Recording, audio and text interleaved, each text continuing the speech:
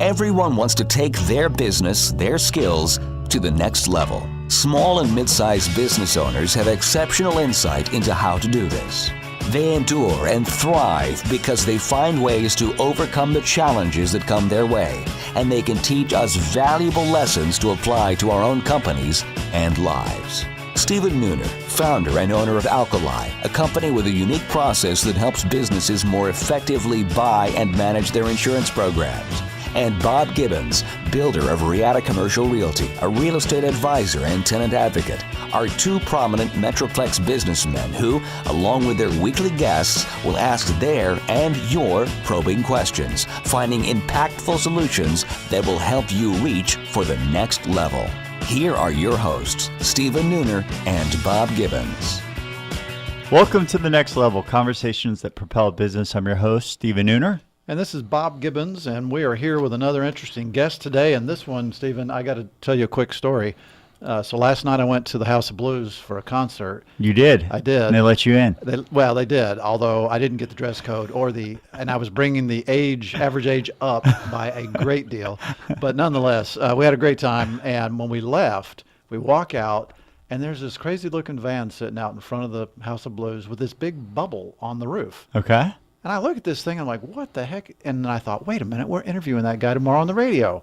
So our guest today is Paul Adams. He's the president and COO of Bubbl, Bubbl, no E, keep that in mind. Got that. They are an Uber-like service for elderly folks, kids, people with special needs, etc., and they use off-duty law enforcement officers to drive. That's a huge difference. That's key. Who's going to protect them if you ride in their car? The people driving it. They're law enforcement people. Who's going to protect them from you? Well, I'm not worried about them. If you want to test that, you go right ahead. You can learn more about them at Bubbl-Dallas.com. Remember, no E in the Bubbl, just Bubbl. Welcome, Paul. Glad you're here. Welcome. Good morning. Good morning. We like to start every show with the wisdom of others. And so the quote I have for today is from a guy by the name of Dan Sullivan, and he's a coach, business entrepreneurial coach. And he says, play to win with the cards you have, not the ones you wish you had. Oh, but I want the ones I wish I had better. Why is that important to you? I like it because I think it's real easy to do the other.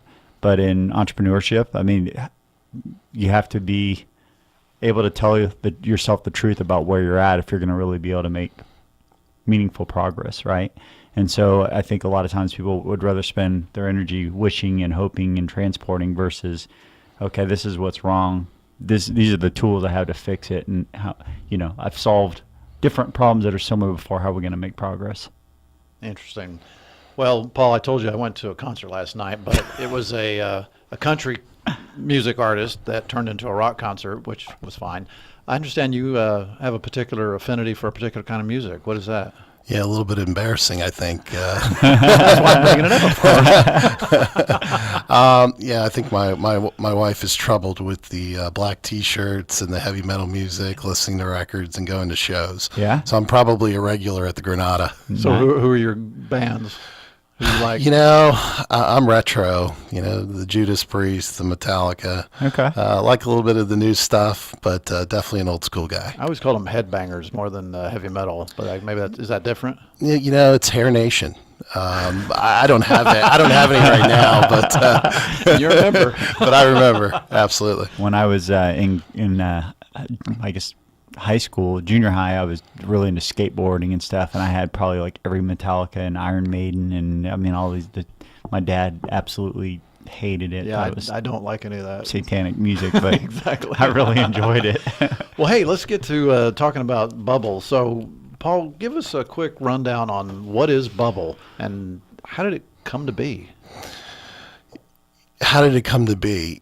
My partner, Alex Miller, he's our visionary. It was his idea. It formulated one night. We were sitting around and we were talking a little bit about what would it take to do something that we want to do when we want to do it. I think both of us have been kind of hammering it out for 25 years, and we just wanted a better work-life balance, I think we're mentally tired of doing the thing we've always done. And we just came up with this idea of, hey, Uber, Lyft, it's a great concept. Everybody needs rides. It's people are being environmentally conscious by doing rideshare. But we decided in our community, could we create our own little rideshare program that was specific to where we lived? So it just sort of evolved after that. But I think the key was going out to the community and asking them, hey, how do you balance all the activities? So the name, right? You said you had a community, and it kind of created your name. I thought this was pretty clever. Why don't you share that? Yeah, so the area that we live in, the Park Cities, is often referred to as the Bubbl. I think people think we're a little bit insulated from the rest of the world, but we love that about our community. It kind of feels like 1975 when I could ride my bike down the street, leave it in the neighbor's yard, and come back tomorrow, still there. So I think we came out with Bubbl. It's sort of synonymous with who everybody is in our community. And we wanted to have some sort of service that catered to that group of people. So what was it that Uber and Lyft are not providing that you felt was needed in the market? I think rideshare, or at least what we're trying to do in the rideshare industry, is make it safe. I kind of feel today that the industry is what I often refer to as legalized hitchhiking. You just don't know when you get in that car who's going to be in that car. And today you don't even know what type of car is going to come. So it's not easily recognizable. And we saw an opportunity to sort of shift the pendulum and do something that was probably more traditional in nature, but to have our own cars with a very unique look that would be easily recognizable by the public. And if we could articulate to the community the profile of the driver, that would shift the industry. So what is it about the profile? And I mean, are these actually your employees then? Yeah, so that's a great question. In the rideshare industry, Uber and Lyft came out with a brilliant model. I mean, they subcontracted a lot of labor. They were able to penetrate a lot of markets throughout the world. But we decided to hire our own employees. We insure our own vehicles. We background and drug test our employees. And every employee that drives is either a retired or active officer. Wow. So whenever you talk about the Bubbl, what is the Bubbl?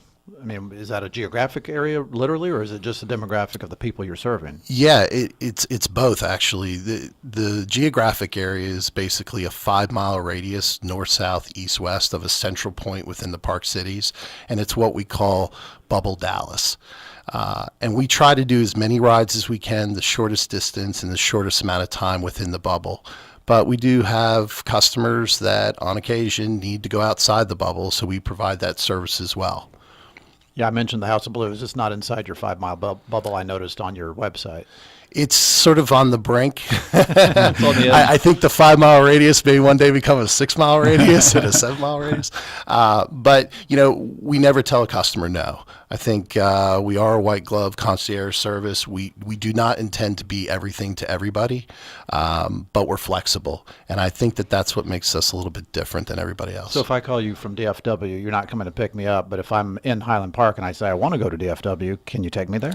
I can actually do both now. We've entered a process to be able to pick up at DFW. There is a permitting process that's required. So we're registering our vehicles because our customers' demand is to both go to Love Field and DFW for pickups, but we absolutely do drop-offs. What about like kids? I mean, you've got police officers, everything. I mean, do you ever have people like just say, "Hey, I'm hung at the office. I need you to pick up my kid and take him to soccer practice," or something like that? Every day it's something new. We usually ask for about 20 minutes notice, but parents that are balancing multiple activities, they contact us at a moment's notice to say, hey, can you get Johnny to soccer, or can you pick up Mary from school? And we make adjustments to do that. We'll have a floater driver that can get to those customers. And more often than not, we're pretty familiar with the area, so we can get to these places very quickly because they're kind of concentrated in the Bubbl. But that's an everyday occurrence. So I mentioned in the intro that elderly, kids, and special needs. I mean, is that sort of where you started, or is that really where the bulk of your activity is? I think we initially thought that we would be rideshare for everybody. But it was interesting when you look at the vehicles and you see the little Bubbl on top. It kind of reminds you of a clown car, and all these little clowns getting out. But it just morphed into more of a kids service. So we provide transportation for children over the age of 8. But then we wanted to fill the void during the day while the kids were in school. So we started focusing on the elderly, and I think what makes me so incredibly proud of the company is that we're making the elderly mobile again. The elderly are not having to rely on their children or some other person to get them where they need to be, whether it be a doctor's appointment or simply for a couple to go out to lunch. I had a driver the other day come back and he had dog hair all over his shirt. And I said, "You look a little disheveled." He said, "Well, Mrs. Bates asked me to sit there and drink a latte and hold her dog."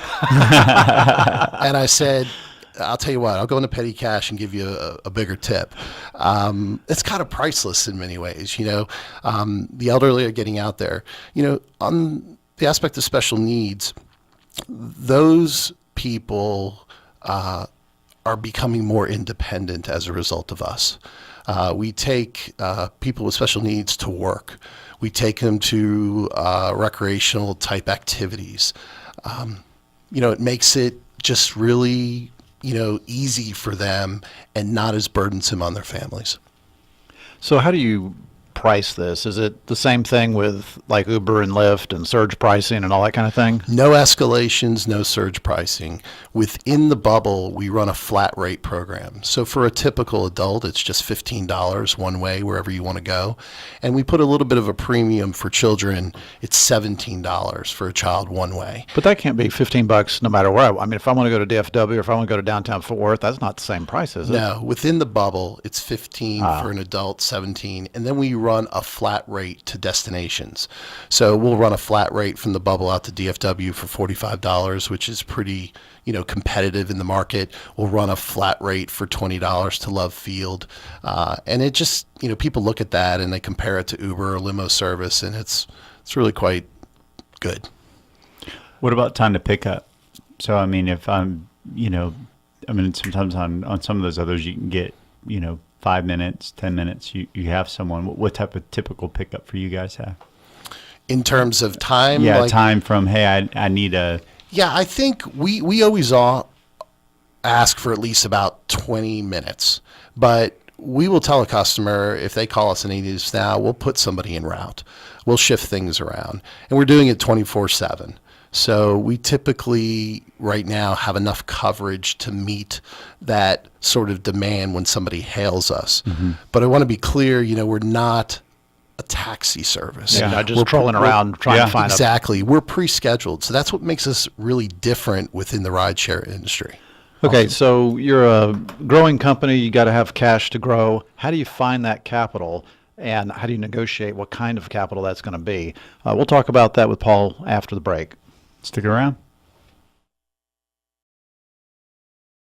And now, Confessions of a Recovering Landlord. This is Bob Gibbons with Riata Commercial Realty, and I am your recovering landlord. After 20 years as a landlord, I now use that experience only for the benefit of companies that lease or buy office buildings and warehouses. Today's confession: knowledge is power. We all negotiate from a position of power and strength, or at least we want to. In any negotiation, the party with the most knowledge probably has the upper hand. And landlords count on this being the case whenever you're negotiating a lease, because most landlords are professional real estate investors and they hire professional leasing agents and property managers. Landlords are in the market every day negotiating leases, while tenants probably only negotiate 1, maybe 2 leases every few years. So tenants feel outgunned. Don't let landlords have all the power. As a former landlord for 20 years, I understand how landlords think and what motivates them. So let me put that knowledge and experience to work on your side of the negotiation. To learn more, contact me at texastenantrep.com. Again, that's texastenantrep.com. Dallas.com. Have you started making plans to take your business to the next level in 2016? Hi, I'm Stephen Nooner, founder and CEO of Alkali. We have a trademark process called the Empowered Advantage that enables CEOs, business owners, and entrepreneurs to more effectively buy and manage their insurance. Before sitting down to make your plans for the new year, here are just a few things to consider. Would you say that you have an actual insurance strategy, one that you can articulate, or have you just purchased a policy here and there over the years? If you have an insurance strategy, was it discussed under the pressure of a renewal deadline or considered earlier in the year to avoid fire drill decision making? If your answer was no to either of these questions, then you may not have the right partner on your team. Visit alkaliservices.com to contact us and take the next step to a bigger and better future. My name is Joe Mecca. I'm the CEO and co-founder of QuickBoost. We design, manufacture, and sell mobile device charging stations. And based on my experience with Bob and Steven today, they need a boost every day. And we're back here at the next level with our special guest, Paul Adams, President and COO of Bubbl. If you want to learn more about Paul or Bubbl, please visit bubbl/dallas.com. Not slash, hyphen. Hyphen. You're right. Hyphen. Thanks, Bob. Bubbl on the internet, on the web. Dallas.com. Yes.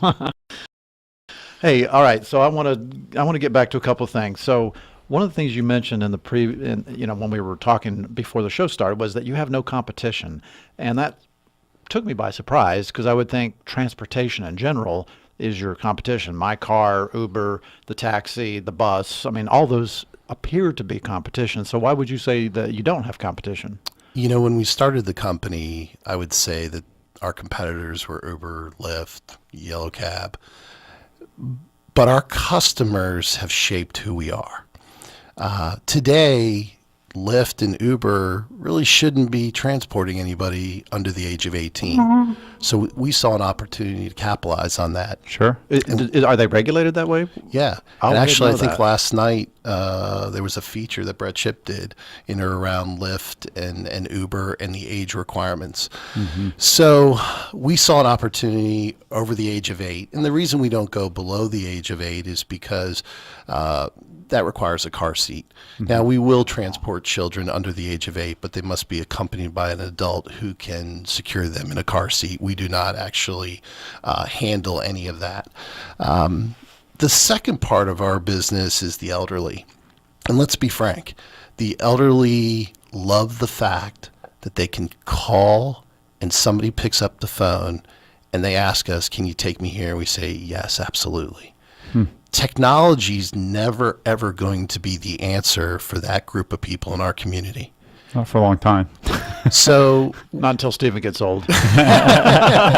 So we again saw an opportunity where the elderly were not going to use Uber or Lyft's app to get around town. So again, we capitalized on that. We also look at the special needs, whether it be adults or children, and parents, when they want to deal with their kids, they want to talk to the coach, they want to talk to the teacher. Mm-hmm. Well, in this particular group of people, they want to talk to us about very specialized transport.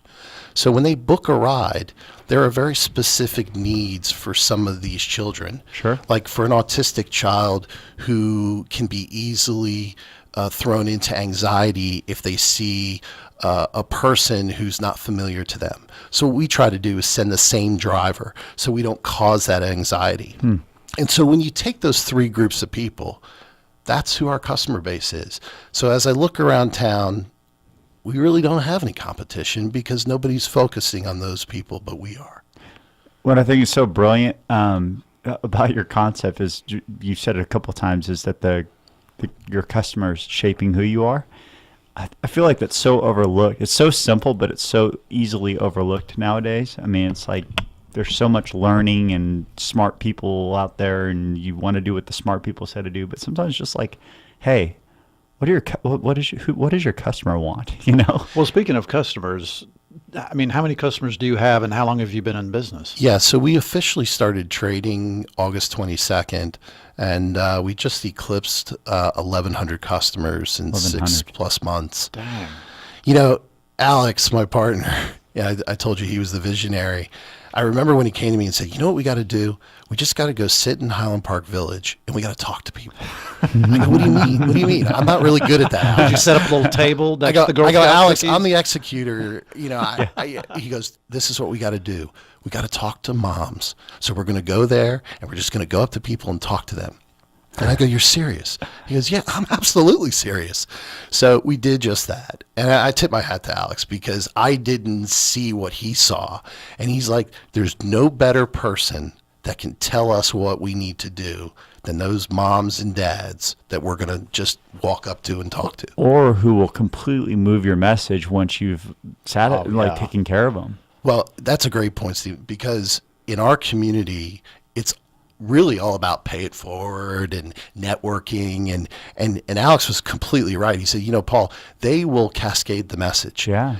They are our biggest marketing advocate that we could ever have. And I think that's why, as a greenfield type of business, we were able to take off as fast as we did, is because that's just the type of people that we're surrounded by. What do you see as the potential within the Bubbl? I mean, do you think you're a fifth of the way, a tenth of the way? Where are you at? I lose sleep every night, whether I'm going to make payroll, whether as any Depends what metric you're measuring against. Exactly. But, we decided, and I probably push for this more than Alex, but we decided that we'd replicate the Dallas model, and we opened up a very small model in Castle Hills, which encompasses Carrollton, Louisville, Plano, and Frisco. Sure. And we did it in a smaller, affluent area that required the service, much like the Park Cities. And it was the test as to whether or not we could actually do what we did in Dallas.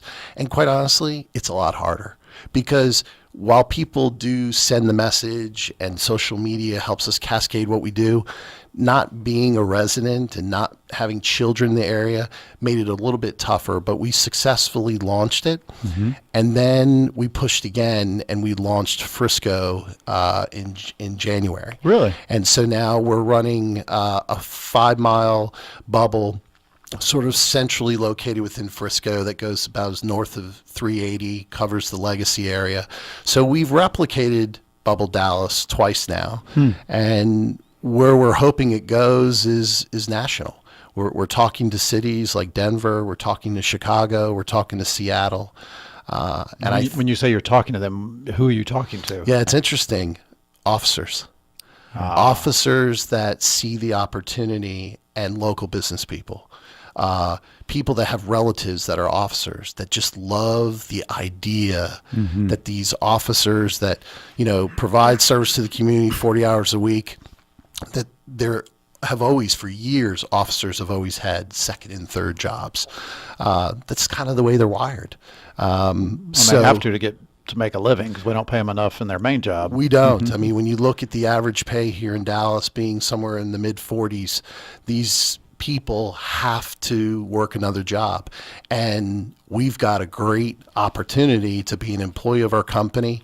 And I think Alex and I have this dream that one day that we'll have our own ESOP, employee stock ownership plan, because we believe that those officers have kind of made us who we are. So it'd be the greatest way to give back would be able to create that plan. So as you're talking to these other cities, how do you break into those cities? I mean, you're going to do this on a franchise model? You're going to do it on your own where it's corporate owned? What are your thoughts? I think today, if you were to ask me that, the preference would be more of a company-owned model where you would have local ownership. So you'd have some sort of percentage holding from local business people and or the officers. But we've also considered franchising it. We believe that we've created a brand, we've created some proprietary software that could easily be licensed to a community.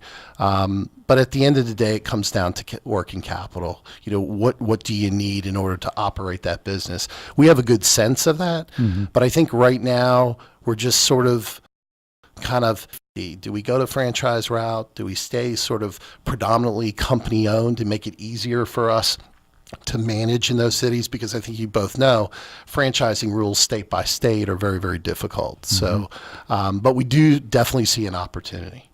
Well, and plus, you mentioned being white glove and wanting to create an experience. I know from working with other friends of mine that own companies where they franchise, that's always kind of like the biggest ongoing battle is, some are fantastic, and then you always kind of run into some of those struggles where people want to go rogue. So, Paul, one of the things that's interesting to me is that you've chosen to own your own cars. It's not like all these officers are using their own cars. Nobody's picking me up in a squad car, at least not when I call them. So that takes a lot of capital. Plus, you have the capital just running the business and everything else you're doing. So how do you fund this, and where do you get your capital and all that? Yeah, so we funded it amongst the partners, so it was less of an issue because we had the cash, and we were driven by the fact that this is what people want, right? They want a car they recognize. They want the same car. In some cases, they want the same driver. They want this whole safety aspect. So, I think given the partners and their successes throughout their careers, we were able to generate enough cash to get the business going. But I think if we look at a strategic investor down the road, they're going to say, hey, it's capital intensive. And we realize that. But that's the model. That's what the people are asking for. But I mean, if you're going to scale it to other cities, for example, I mean, that's going to take cash on a whole nother level than what you've been doing. The next level. Little plug. Sorry. So I mean, that's really gonna be a major focus. So do you think that you would do that with a venture capital or just? Yeah, I think we've exhausted the accredited investor. Friends and family. Friends and family, right? I think a strategic partner that could help us leverage our procurement strategy, meaning being able to buy vehicles cheaper. And namely, being able to procure insurance cheaper. Now, I wanted to talk about biggest risks, and one of the things you had mentioned earlier was insurance. Insurance. How in the world do you? And we have 1 minute, by the way. How do you deal with insurance and this kind of thing? It is it's clearly the biggest thing that keeps me up at night. And I will tell you very quickly, the underwriters in this industry do not have enough experience with rideshare to understand what we do. So experience, they just know there's a lot of people on the road putting in a lot of hours and a lot of miles. So the premiums are exorbitant. And they're paid to avoid risk. Yeah, I would think that insurance would be a big, big, big problem. Although I would think it'd be much less of a problem for you than it would be for Uber and Lyft. I mean, it's really not. We're all sort of pigeonholed in the same bucket. Put them in the same bucket, and yeah. Well, thank you, Paul. It's been a great show. Been enlightened. If you guys want to learn more about Paul or Bubbl, please visit bubbl-dallas.com. And if you want to know more about the show, please go to nextlevelshow.com. And I'm excited to announce that we are now being podcast as well. So go to iTunes and type in The Next Level Show, and you should be able to find us. And all of our old shows are on there. So we have about 85, 86 shows on there already. Spread the word. Bye. You have been listening to The Next Level, Conversations That Propel Business with Stephen Nooner and Bob Gibbons. Join us every Tuesday at 1:30 p.m. for more prolific conversations that will take your business to the next level.